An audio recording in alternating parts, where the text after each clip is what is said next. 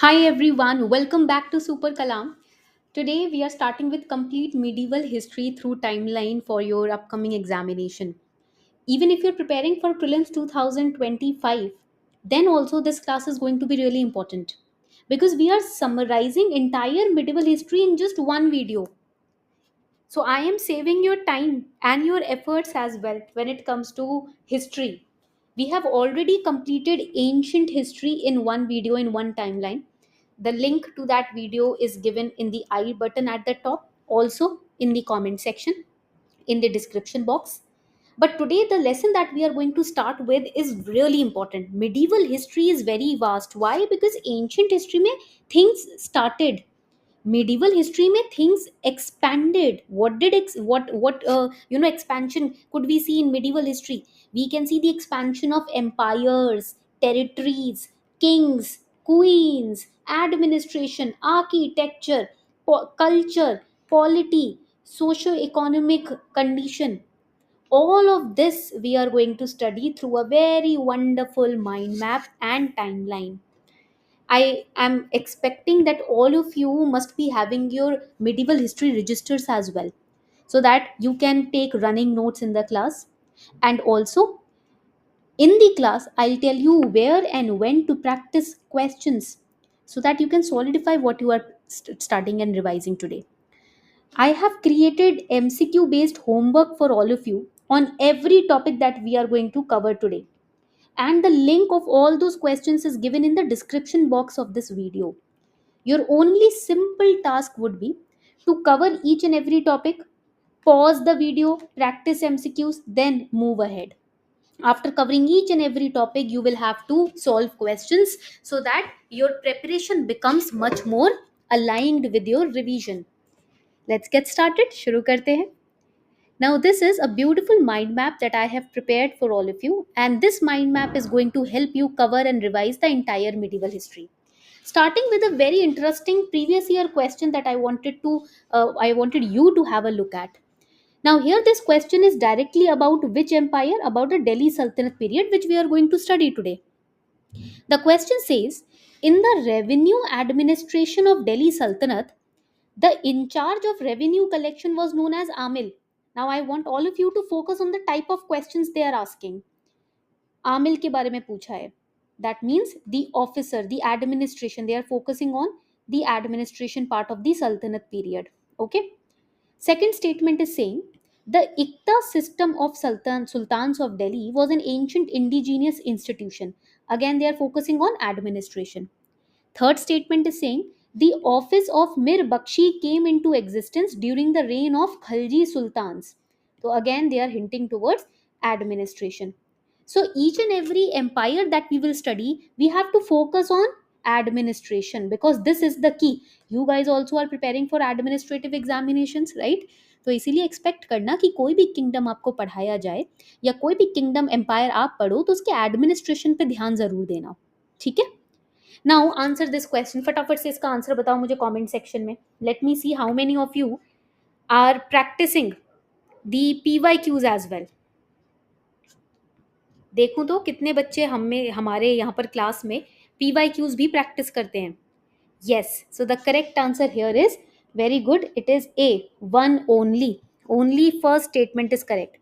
देखो जब हम आमिल्स की बात करते हैं ना, what who is an आमिल, तो आमिल क्या है ये समझते हैं. Amil were officers who were in charge of collecting the revenue collection officers. जैसे IRS समझ लो. ठीक है, तो हम एक तरीके से इंटरलिंकेज भी कर रहे हैं. So these were officers who used to collect the revenues and they used to basically Akbar also had आमिल्स.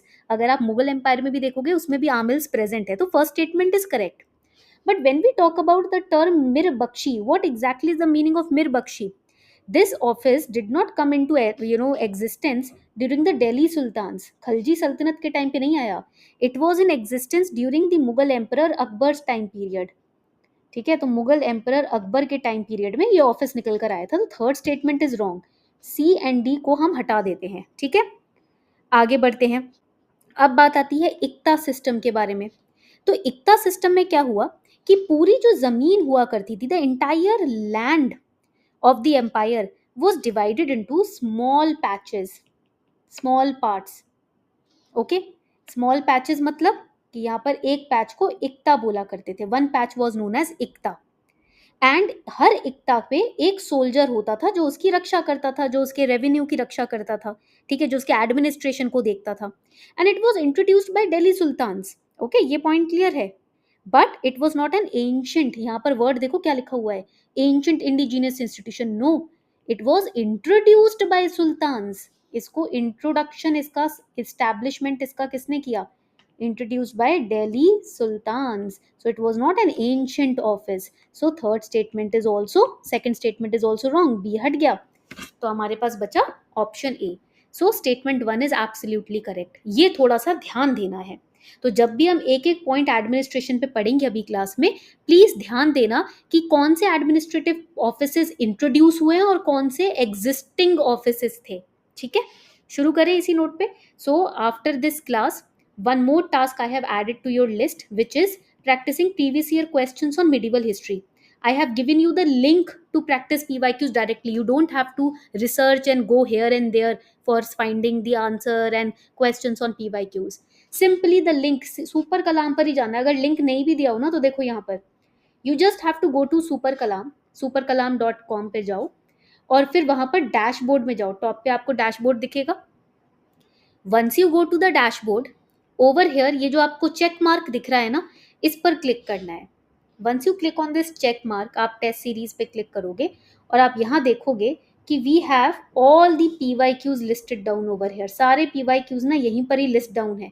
तो मैं आपको दिखाती हूँ कहाँ, ये देखो, all the PYQs, subject wise PYQs are listed down over here. ये देखो 2023 का, 22 का, 21 का, 20 का, 19 का, सारे PYQs लिस्टेड हैं। और डायरेक्टली आप जाओ सुपर कलाम पर और पूछ लो कि भाई give me PYQs on medieval history. Direct पूछो और direct on the spot solve करो एंड आगे बढ़ो। और यहाँ पर आप प्रोग्रेस बार में अपनी प्रोग्रेस भी देख सकते हो after solving each and every question, है ना। सो दिस बिकम्स ईजी, आपकी एक्यूरेसी, परसेंटेज, मार्क्स सब आपको यहाँ प्रोग्रेस बार में देखने को मिलता है, ठीक है। चलो लेट्स गेट स्टार्टेड, शुरू करते हैं दिल्ली सल्तनत पीरियड से। और नॉट जस्ट दिल्ली सल्तनत, पहले मैं आपको बैकग्राउंड देती हूँ, ठीक है, मिडिवल हिस्ट्री का। This is going to be a really enriching class. Make sure कि आप मेरे साथ नोट्स बनाते जा रहे हो।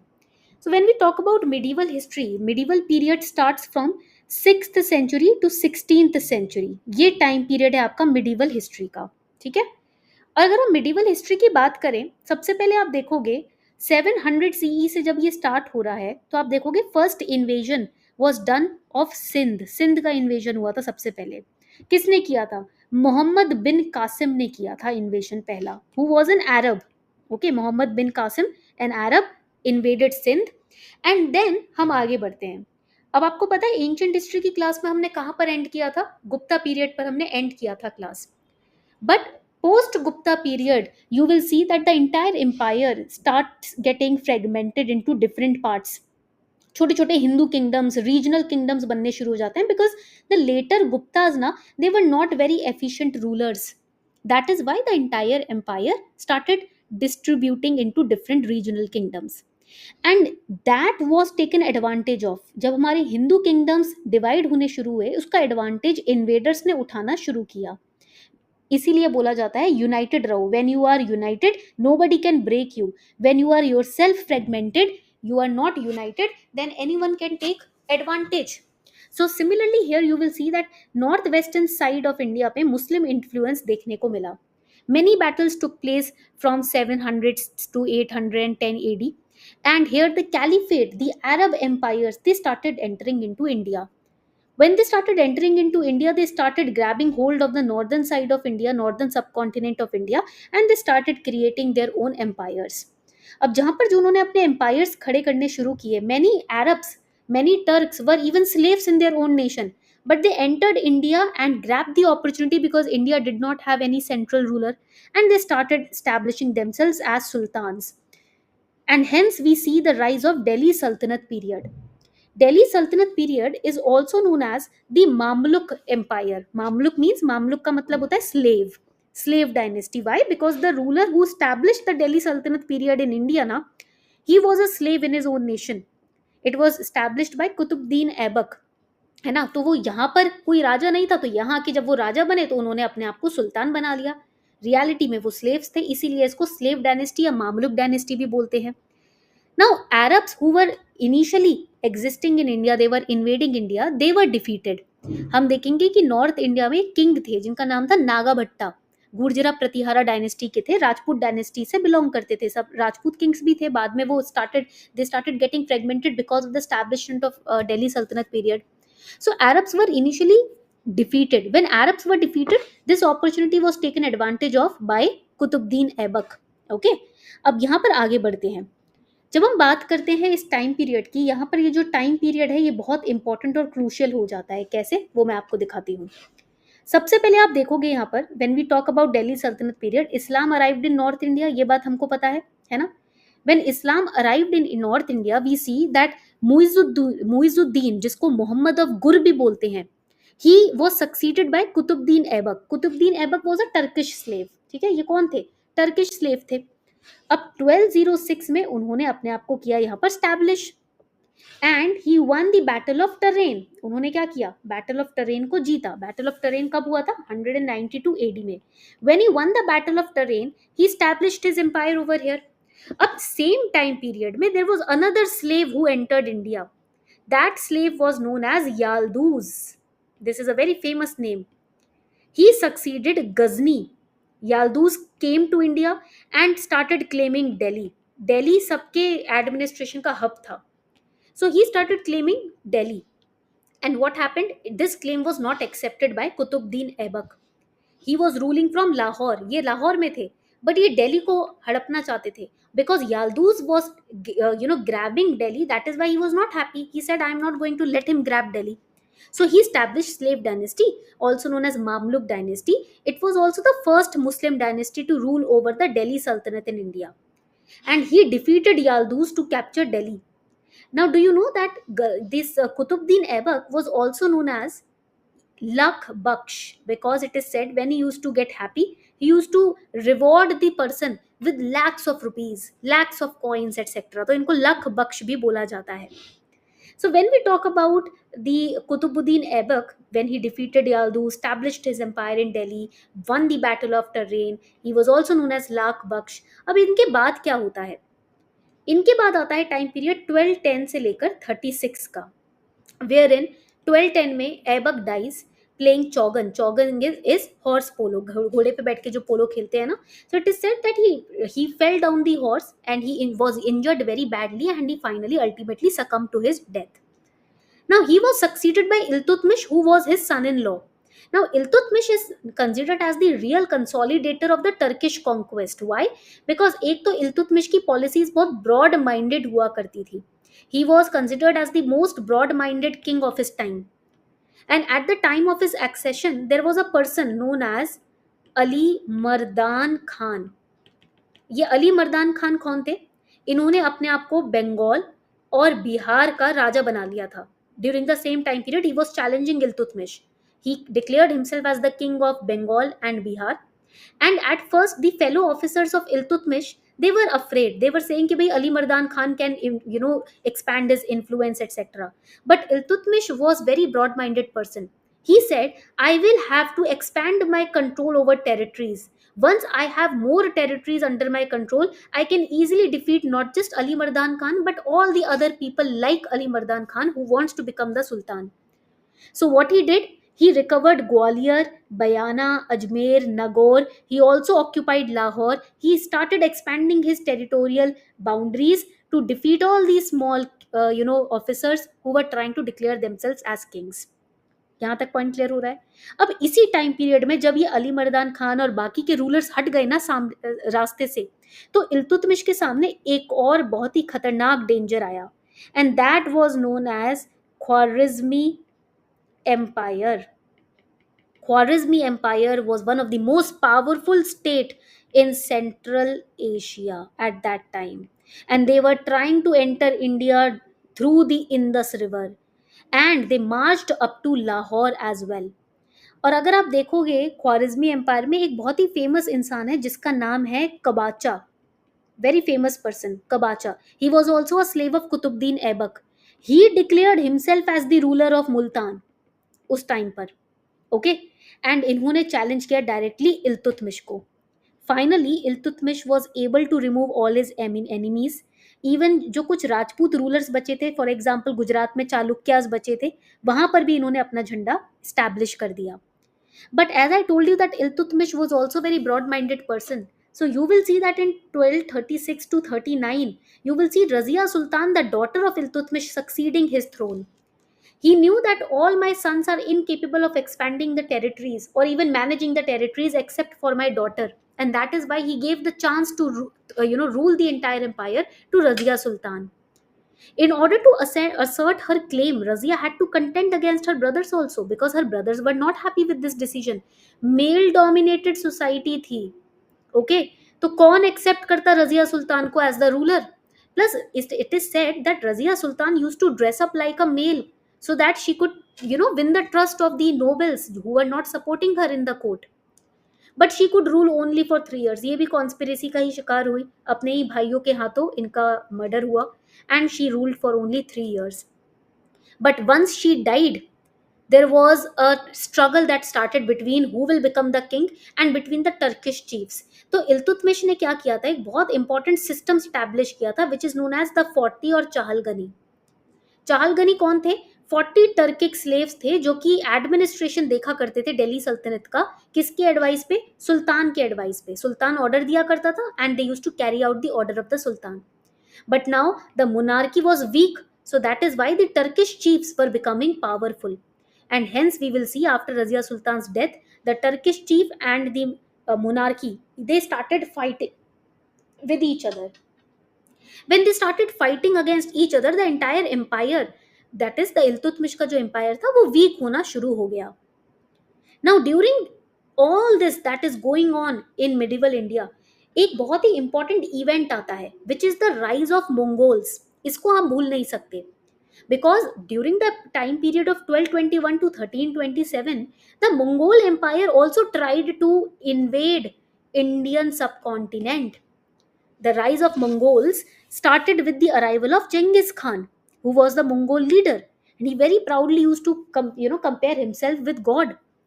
He attacked the Khwarezmi Empire also, and he also started attacking the Sultanate of Delhi. But because he could not win, that is why इनका Mongol का जो इन्फ्लुएंस है वो भी धीरे धीरे कम होता चला गया. Even it is said that Iltutmish, who was ruling at Delhi, tried to appease the Mongols so that they stop attacking Indian subcontinent. Ultimately, Iltutmish was able to conquer both Lahore and Multan region, and that is why the Mongols were defeated finally. And Genghis Khan also died in 1227, so the Mongol Empire was divided between his sons, and hence it became weak. Okay, जब multiple administration होने लगता है तो empire अपने आप ही कमजोर पड़ जाता है. Now we see the rise of Balban. 1246 से 87 का टाइम पीरियड में हम देखेंगे बलबन निकल कर आते हैं.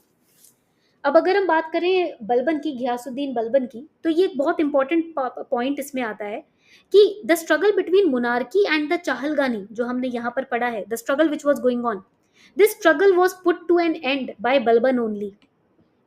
बलबन की अथॉरिटी एकदम इंक्रीज होने लगी because of his strategic tactful policies. And hence we see that the Turkish chiefs, they started becoming weak during the time period of Balban. But because these Turkish chiefs were unhappy because of the rising influence of Ulugh Khan, who was also known as Balban, तो हम देखेंगे that there was a conspiracy which was hatched against Balban in 1253, and hence Balban was replaced by Imauddin Rayyan, who was an Indian Muslim. अब जब इमाउद्दीन रहियान बैठ जाते हैं throne पर, तो Balban very nicely agrees to step aside, but very secretly he was creating his own set of army, and he also had contacts with Mongols. तो वो चाहते थे मंगोल्स की हेल्प लेकर मैं पंजाब लाहौर का एरिया पूरा अपने काबू में कर लूं. Balban got rid of many enemies. But होता क्या है कि बलबन की आर्मी का एक बहुत इंपॉर्टेंट पार्ट है जो आपको समझना जरूरी है. Balban had a very strong centralised army. Many times in prelims they will confuse you by saying decentralised army. गलत है. सेंट्रलाइज्ड आर्मी हुआ करती थी बलबन की, because it use to deal with both the internal disturbances and it also use to repel Mongols. Mongols की help तो बलबन ने ली, but he knew that if I include Mongols into my plans, then they will try to overpower me. That is why, after having a very strong centralized army, he started getting rid of Mongols as well. And finally Punjab में आकर इन्होंने अपने आप को establish कर लिया. He also established military department known as Diwan-e-Arz, and he gave pension to all his army men so that they can be motivated to work for him much more effectively. But ultimately he dies in 1286.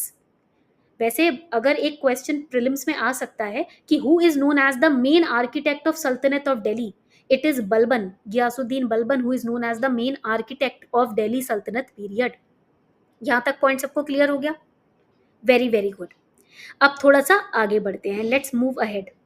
अब जब हम बलबन की बात करते हैं, we have studied about Balban nicely, we have studied about his administrative strategies nicely. हमने दीवान ए अर्ज भी पढ़ लिया, इसको पढ़ना बहुत जरूरी है प्रीलिम्स के पर्सपेक्टिव से, this is important. Okay, now coming forward to the next dynasty which is the Khalji dynasty. देखो, जब हम खलजी डायनेस्टी की बात करते हैं, इसके ऊपर एक मूवी भी आई है, तो आपको याद ही होगा, Padmavati, right? When we talk about Khalji dynasty, उससे पहले एक बहुत ही इंपॉर्टेंट क्वेश्चन आता है जो मैं आपको बताना चाहती थी. आप प्लीज इसको लिख भी लीजिए. there are two terms. First is known as सिजदा, ये प्रीलिम्स में पूछा जा चुका है. Second is known as पाइबोस.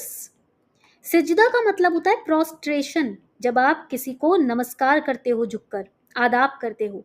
ठीक है, अब ये सिजदा और पाइबोस क्या चीज है, लेट अस अंडरस्टैंड. और पाइबोस का मतलब क्या होता है? Kissing the feet of the monarch, kissing the feet of monarch.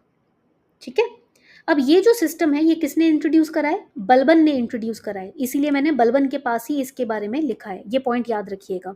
He used to believe in patriarchal despotism. His conviction was that only a despot could extract obedience from his subject and ensure the security of state. And that is why the Balban theory of kingship is also coupled with the theory of blood and iron, which paid him good dividends. अपने सारे जो भी rivals थे, enemies थी, उनको हटाने के लिए इन्होंने ब्लड एंड आयरन की पॉलिसी क्या की थी? डिवाइस की थी. ठीक है, अब बात आती है खिलजी डायनेस्टी की. देखो, खिलजी डायनेस्टी बहुत इंपॉर्टेंट है. छोटे टाइम के लिए, शॉर्ट टाइम पीरियड के लिए ही ये डायनेस्टी एग्जिस्टेंस में थी, but they were actually Turkish in origin.